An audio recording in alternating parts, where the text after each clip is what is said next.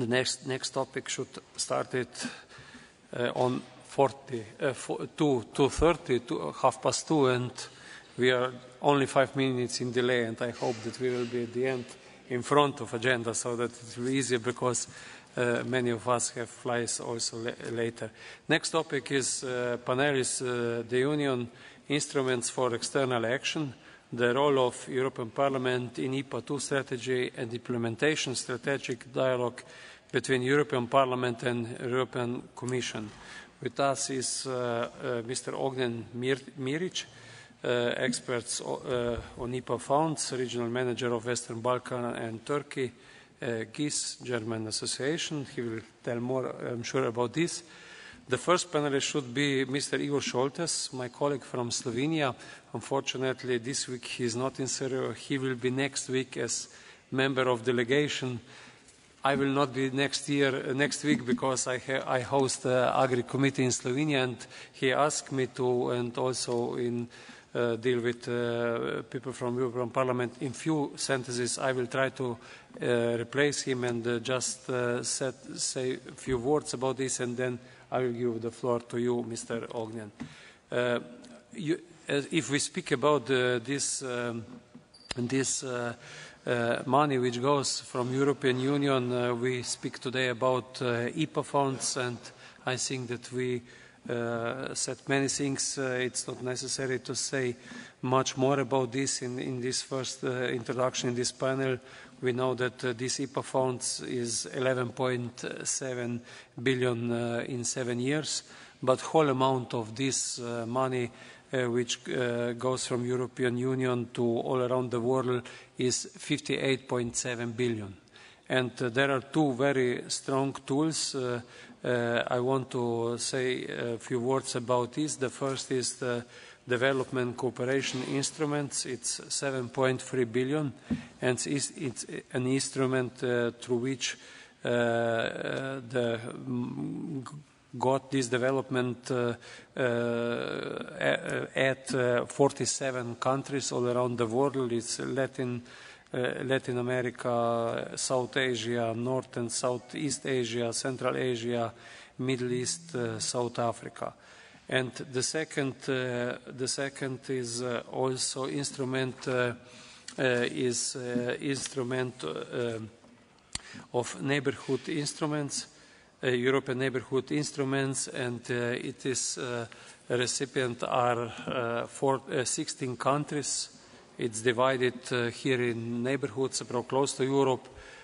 South part, it's Algeria, Egypt, Israel, Jordan, Lebanon, Libya, Morocco, Palestine, Syria, Tunisia, and East, Armenia, Azerbaijan, Belarus, Georgia, Moldova, Ukraine. The amount of this money is, as I said, 13.6 billion. The topics, tasks,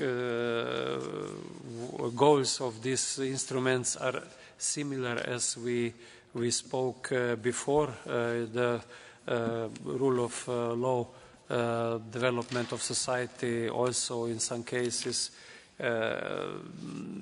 poverty, hunger of people, so that through these instruments European Union is the higher donator all around the world. And as we heard, sometimes also this is not enough known all around, and some else perhaps have better PR for these things, but the truth is this, that through these instruments European Union give a little less than 6% of all budget to these donators. The role of European Parliament, we spoke first about IPA. Today we spoke about IPA. This is one role to being in EU with such meetings, but on the other hand, there is the annual report of development of country. Committee for Foreign Affairs, AFET, is responsible for this, and there are also these meetings of delegation with each country, and through this delegation is also Parliament involved in these topics. On the other hand, there is also interaction with European Commission and with Council, and the role of European Parliament is quite strong in these topics, and on the basis of treaty Lisbon Treaty, the role of Parliament is now higher, and I think that it works efficiently, and sometimes through activities of Parliament, of European Parliament, it's easier perhaps to present something than through exchange with Commission. There is also one active group, working group inside AFET. There is 11 members of this European Parliament Committee, and they are each mount once together, and together with President of this AFET, Mr. Brok, they are all the time in relation with Commission to see what the situation is all around us, and through these tools we try to work on this European foreign policy. As we see, European Union at that moment has no army. Mr. Juncker spoke about this on last speech, so that the tools which are used from Europe's side to develop democracy, to develop country, are these tools, as I said. In last year, or a little more than 1 year, is inside European Union this new EFSI fund, combination of guarantee and money from European Investment Bank, and in 1 year expectation was that will be in 3 years around 360 billion investments. In 1 year it was reached 137, and now it's also idea how to help with such a tools that also, especially in these countries in Africa, and through these donators and through development of those society, to prevent this migration pressure which we can expect otherwise if the difference in development between the most developed part of the world and the most poor part will be so big. So in few sentences, this from my side, and now I give the floor to my colleague from GIS and Mr. Ognen, the floor is yours. Hvala vam, gospodine Bogoviću. Thank you, Mr. Bogovic. I would like to thank the National Assembly for inviting me, and it's my great pleasure to greet you in front of the German Organization for Cooperation, GIS. I believe that many of you know a lot about GIS, and that there are projects that are financed by the German government and by some other donors. First of all, European Union, and some other donors like Switzerland, Sweden. So I'm coming from the part of GIS that implements this kind of projects financed by the European Union. Having in mind that today's topic in the panel concerning the strategic dialogue between the European Parliament and European Commission, my presentation will be focused on midterm review, and in the context of midterm review, I will talk about the progress report and the novelties of the IPA funds, the instruments of IPA funds, and some other problems that come from the implementation. And after that, I will just make a few conclusions. With regards the midterm review, IPA 2 midterm review, it has been envisaged by the European Commission will prepare the report by the end of 2017. Izvuku lekcije u prethodnih nekoliko.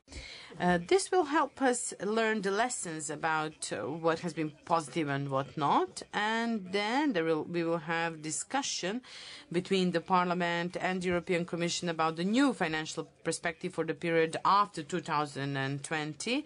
I believe that this kind of analysis will be a good basis for the forthcoming discussion. Another thing that the European Commission has provided for within its declaration is that there will be a dialogue between the Commission and the dialogue on midterm review.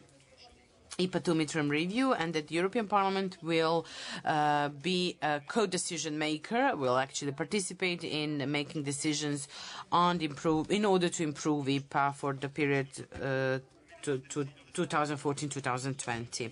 In my presentation, you will see the findings of the progress reports for each country for 2015.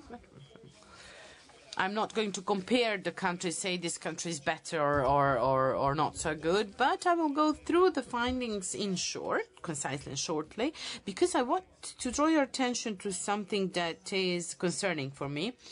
The IPA 2 instrument is dealt with Chapter 2 of the progress report, based on 6 criteria: legal framework, institutional framework, administrative capacities, programming, monitoring and evaluation, and financial management and control. If you have a look at the legal framework, there are no obliging mandatory regulations. In Albania, for example, there is a need to improve the multi-annual programming, and then if you have at other countries, it seems that everything is fine, so that we have these multi-annual programs, which is not true. If you have a look at the institutional framework, it seems that in Albania there is a need to enhance the operational structure dealing with the IPA-RD, and that all the other operational structures are functional, which is not true. And if you have a look at Serbia, it seems that the institutional framework is fine, but that is not true. When it comes to administrative capacities, I would say that all the progress reports agree that there is a clear need to improve administrative capacities, that there should be the assessments of the scope of work, that there should be the policy of how to maintain the staff, but the conclusions are made partially for each of the countries. When it comes to programming, in Montenegro, for example, you cannot draw a conclusion based on this progress report about what is good and what is bad about programming. There are some general comments like the programming process has been finalized. This is something we can find out in the newspapers. We don't need to learn about it from the progress report. When it comes to evaluation, there are not many data. Namely, when it comes to Serbia and Montenegro, the general conclusion is that there are some monitoring commissions or committees. Okay, so they exist on paper because they have a system accredited. So the conclusion is they do have these committees, but what do they do? And as regards the financial control and management, the reports say the focus is on contracting authorities and auditing authorities, but still they do not say any in more details about the functioning of the system and what should be improved in the forthcoming period. So I personally draw conclusions from these progress reports that in the forthcoming period we should improve the quality of progress reports in the part that refer to IPA, because when you have a look about the progress report in Chapter 22, you cannot see what's the state of affairs in comparison to these main criteria, 6 criteria. When you read these progress reports, it seems that there are not problems, and in reality, there are problems. We should invest efforts in removing them. So this is the problem, but what is the solution? Having in mind the importance of the pre-accession instrument, as my colleagues have already mentioned, Chapter 22 of the progress report should be as important as other chapters where novelties have been introduced in reporting. We know that some of the chapters of the enlargement statuses, new reporting manner has been introduced. We should do the same for the IPA. So we should know exactly what's the state of affairs when it comes to legal framework, institutional framework, what's functioning well, what's not functioning well when it comes to IPA, and what should be improved in the forthcoming period. as regards the novelties introduced with the new IPA 2, I'm not going to talk about each of them individual. I will just mention three basic novelties: sectoral approach, sectoral budgetary assistance, and institutional framework amendments. When I speak about sectoral approach, I will not speak about each country individually, because it would be very time-consuming. However, the fact is, and what has been done well, is that the programming framework has been established. There are sectoral planning documents in place. There is a good track record, and sectoral work teams, task force are functional. What should be improved in the forthcoming period through the midterm review is that sectoral planning documents that are midterm should be obligatory. They cannot be just a framework from which we can draw conclusions. We need to know what our priorities are, and we need to know clearly. We are talking about 200 million euros for Serbia. I mean, it's a lot of money, but it is manageable. We can say what is priority within these 200 million euros. When we speak about strategic framework, it needs to be consolidated. Strategies from all the sectors should be harmonized. I'm talking about strategies that are supported through IPA. We should reduce the number of strategies and improve their quality. These strategies need to have implementable action plans. They should have financial reviews. And we should know exactly who has responsibility for implementing certain activities within the action plans. Also, there need to be higher complementarity between the national budgeting and IPA budgeting. Otherwise, what will happen? I'm not talking about Turkey now, because Turkey gets more funds. For example, if we are talking about 200 million, Serbia gets 200 million, some of it should be invested from IPA and some from other donors. But once we become an EU member state, we will have problems because we'll have other funds. When it comes to sectoral budgetary assistance, Serbia used the budgetary assistance of 100 million euros 2 years ago. The countries that have been approved for this budgetary assistance is Albania, Montenegro, and Serbia. And so the funds have been approved but have not been spent yet. Also, this sectoral budgetary assistance is a great opportunity to improve a certain sector. But what I personally believe should be considered in forthcoming period is sectoral budgetary assistance cannot be a model on which IPA will be implemented. Is there a member state that uses sectoral budgetary assistance? No.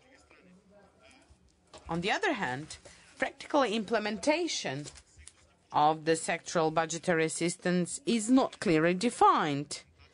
And I'll tell you more about the implementation issues as additional risks. And also, sectoral budgetary assistance will not tackle the issue of implementation of regulations and the implementation of legislation. Here in the National Assembly, we can adopt legislation, but who will implement it? This sectoral budgetary assistance will help solve some issues, but our administration, public administration, do not have strong administrative capacities to implement this. They need assistance of external consultants. I don't want to promote myself now, but I'm just saying we need to have stronger administrative capacities, and the sectoral budgetary assistance is not a model to strengthen them. When it comes to institutional framework, it's good that some institutions have been terminated, and they're not in place anymore, and they used to be in place for the previous IPA. And those institutions that were accredited before had to repeat the accreditation process again, and some of them passed again. I'm talking about Serbia now, and I'm talking about 200 million euros, but we need to go beyond the preparation of projects, implementation of projects. We need to think beyond this. We need to enhance institutional framework. We need to define clearly what institutions should implement projects, what institutions will in future be in charge of implementing structural funds, because this has to be decided years in advance. You have, for example, a loan, then a European bank comes and says, okay, you have a loan, and what do? We establish a project implementation unit. I mean, if we start doing these, if we start talking about all these structures and what it is that they're doing, you would be surprised. Many of the institutions are doing the same things, and in other sectors, we do not have any institutions implementing projects. So Turkey has been very important, has been very successful when it comes to keeping the successful staff and human resources, because all these managing tasks of IPA or funds managing tasks require experts that are well paid, and our public administration should take care of the fact how to keep the staff that are trained, that are well experienced. Also, in the forthcoming period, we need to invest a lot of efforts in strengthening complementarity between IPA structures and budgetary planning structures. With regard to transparency, this is another topic that should be debated between the European Commission and Parliament. Transparency should significantly be improved. If you have a look at this slide, you'll see what are available data. Those are legal framework, indicative strategy papers, program-level documents that are approved on annual level, progress reports are available, European Commission evaluation reports are available, but you can find some of the reports from 2014, and now we're almost in 2017, and we can't have a look at the report for 2016, 2015. I mean, what are the missing data? Ms. Chomic mentioned some of it. For example, there is no clear annual programming calendar of activities. It's so simple to be done. So really, I believe that the European Commission is responsible here, not the national administration, not the national authorities. I think the European Commission is in charge for this. They need to have clear annual programming calendar of activities so that at every moment we know what's the rate and dynamics of implementing activities, what is to expect, what can be expected from the ministries to do, what the NGOs should do, what the Parliament should do in the context of European integration. But without having this clear agenda, you cannot expect dynamics, constant dynamics of activities. What is also not publicly available are the steering committee reports, or these are like managing authorities. Minutes of their meetings are not publicly available. What happens here is that European Commission discusses with line ministers about certain problems, and minutes of those meetings should be public, should be made public. So, I mean, they have these kinds of meetings twice a year. So they just need 2 clicks on the internet to make this data available, and the reports from these meetings. But it doesn't exist. It's not available. Also, there are no data about contracting and payment or disbursement.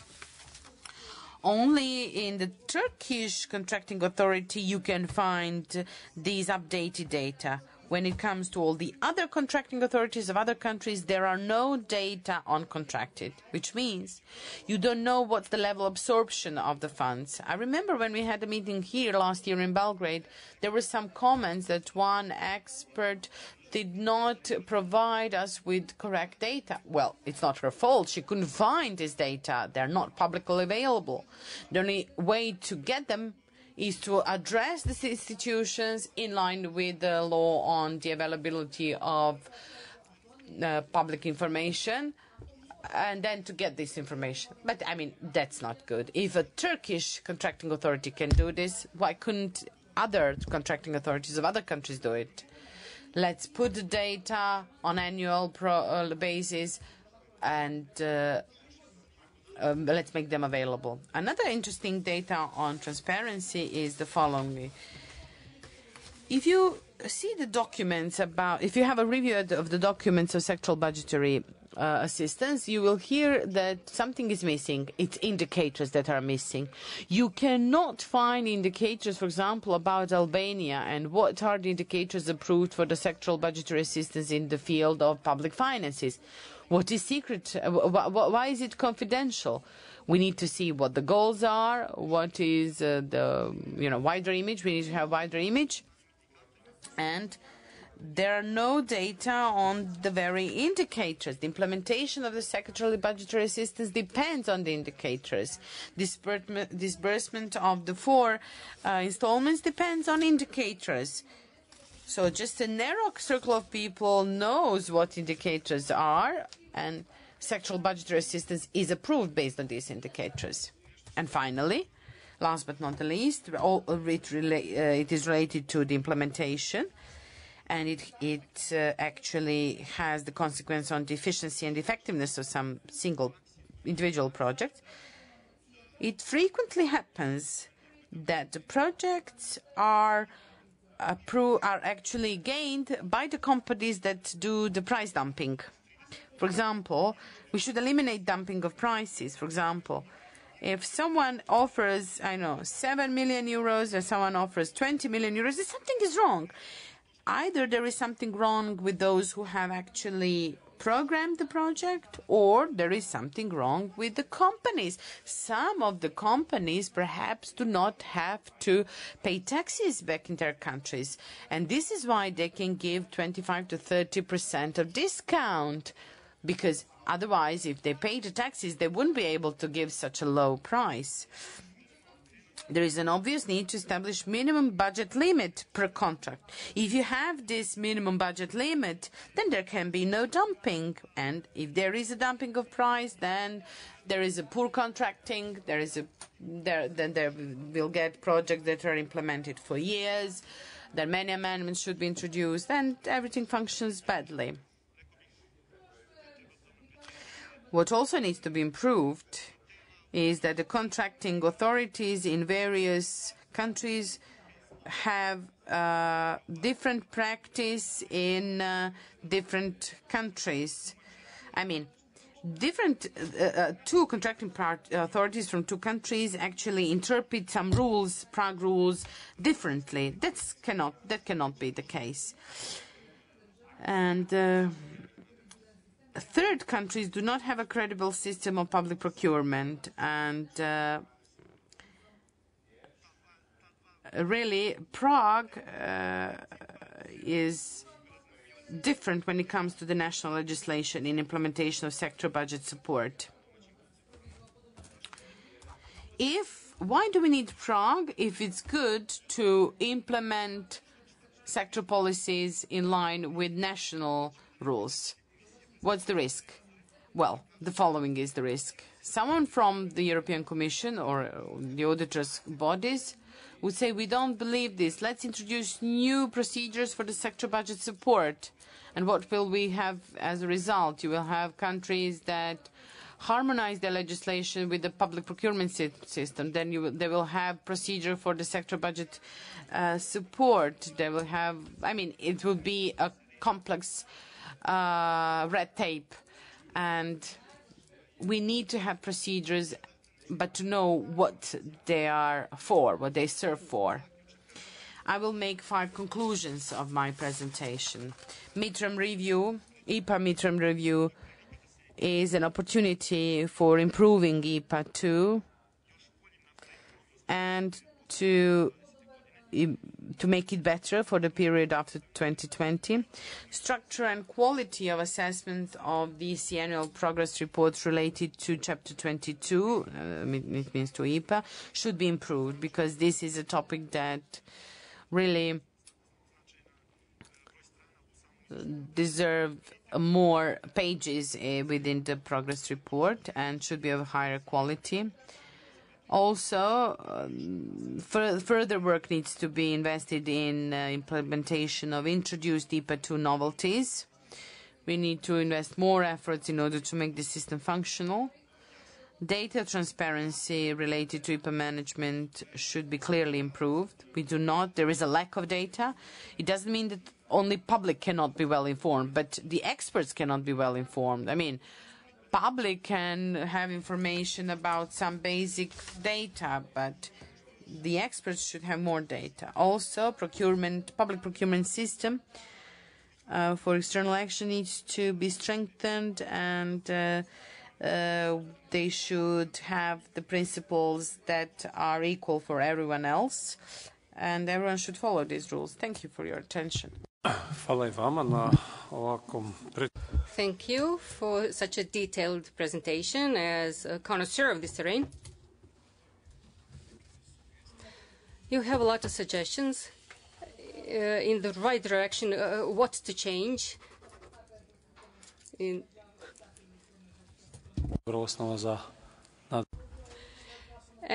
I'm opening the discussion if anybody wants to talk.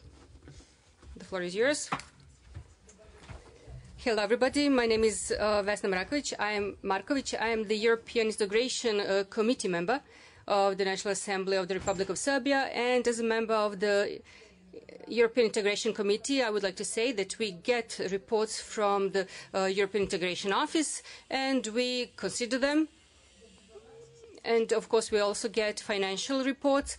We adopt the budget in the National Assembly, so it's not correct that there is any kind of control. Actually, the Parliament has the control that we talked about today. And as for the IPA funds, perhaps it is true that the citizens are not informed well about that. They don't even know exactly what chapters are when we talk about that. Sometimes it's not very understandable to them. But it is good to make them feel the benefits from our work and from our future membership in the European Union and the usage of IPA funds up till now. In that way, they will understand our effort so far and, of course, the future effort. Since I have listened to Mr. Miric very carefully, I would like to ask him one question. Where did you work before GIZ? And as far as I know, he worked in the public administration. So I'm interested. It was the European Integration Committee office. So you talked at that time that it is not right, that there is not much transparency. When you talk about transparency, you know as well as I do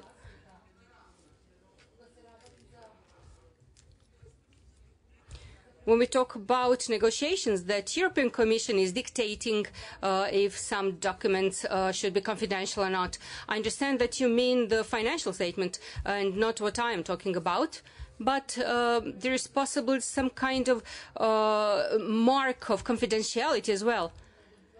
When we get some documents just to see them, for example, about the chapters that will be open, we just see them, just cite documents. So we do not have the possession of them. And the next question, if I can ask Anna Ilic, that is now in the European Integration Office. So which institutions implement the project? Which institutions in our country implement the projects? I mean IPA funds.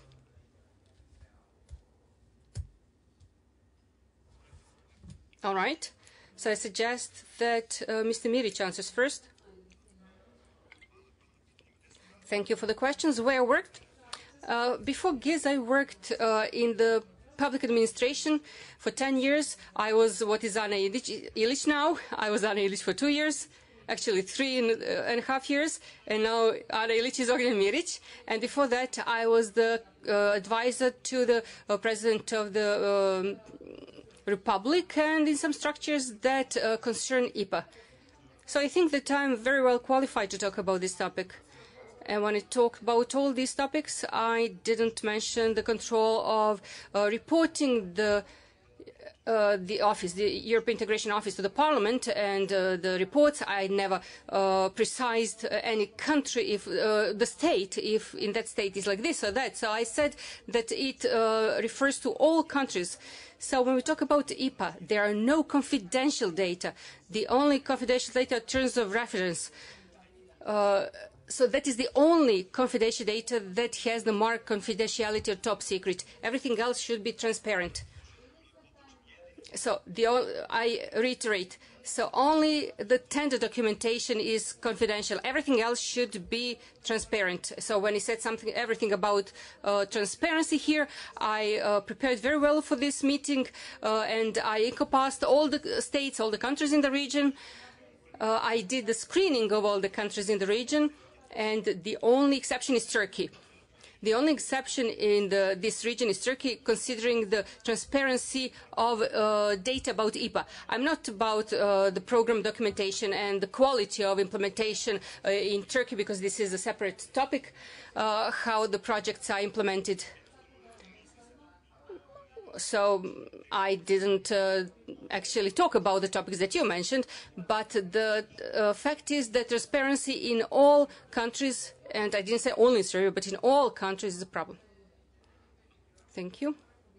Anna, the floor is yours.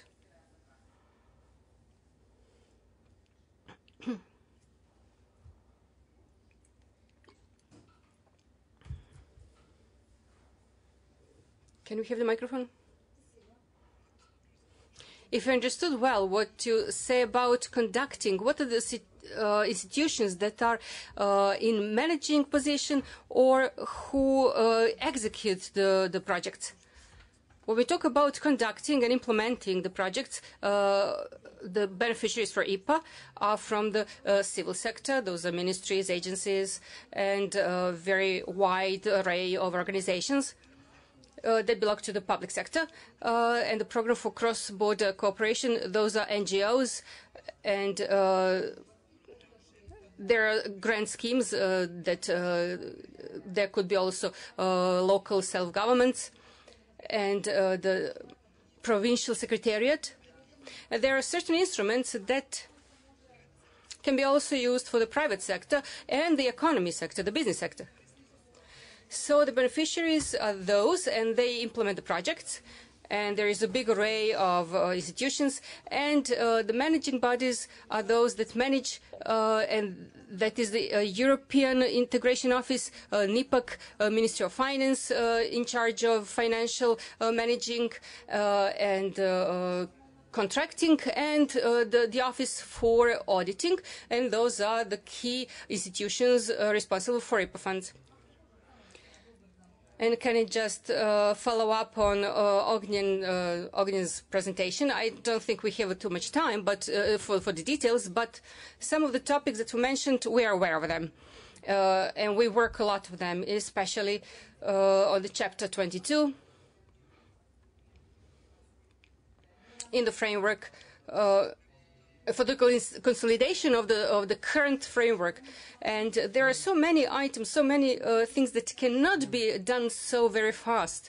And the whole dimension of harmonization of the national planning and financial planning of budgetary funds and IPA funds, those are very highly prioritized topics, and taking steps takes a lot of time. It's time-consuming, and that is a philosophical question that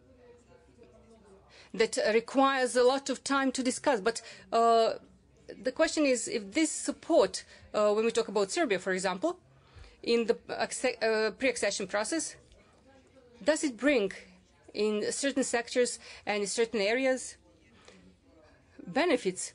So was it it was actually a dilemma. Do we have the orientation to the staff and to the solution and the goals that we have to attain? So the accent is the indicator what we are going to do in this area and what is necessary to conduct the whole project. And considering Serbia, designing the budgetary support takes a lot of time. And we ask ourselves if there are institutions to run that, if there will be the good regulation brought for disbursement, and there should be the legal framework, and those are all preconditions or indicators that all of these projects come to the better results. There is a lot of space in this for discussion, but we don't have time for that, and I have to apologize, but we had a discussion with the consultants, and we asked if there is a budgetary support that is really good for our policy, the consolidation of the strategic planning and making the cohesion plans. These good plans, because sometimes they are not traditionally conducted, implemented plans. I've never seen a report of the Commission that has been negative when we talk about the financial instrument. I personally think, and I went through the budgetary assistance in 2000, and I know what we did and how we implemented that, and I see that it is not the model. And I take the part of responsibility for what has been done. I'm not running for this responsibility, but I think that the budgetary sector is not, should be not divided like that. I think that we will not solve this problem today, so perhaps we should continue with our work. If there are any more questions, I will be really glad if we finish this panel in time. Comments also to the presentation of Ognjen Miric, because you emphasized on the capacity in the countries also for preparing for structural funds. And there, just to underline that, I think the policy of the Commission still remains that when it comes to the sectors that are relevant for future structural funds, then to rather have the indirect management through the beneficiary country as the preferred mode of implementation. So to allow them to build up experience for future management of structural fund. And there, just one remark, and I've worked in different countries of the region on implementation of IPA. I think all governments underestimate the length of investment and the commitment that it takes to build up these structures, because it requires funding for the staff that is needed, and it requires really building up technical capacity that is not built up over 1 or 2 years, but only over a long period of time. So the advice to the governments is really to take this preparatory work very serious. And then the other remark I wanted to make on sector budget support, there is a presentation later on the agenda, so we have plenty of chance to go much more in depth on the sector budget support, which has very little to do with the instrument that you experienced during your time at SEO.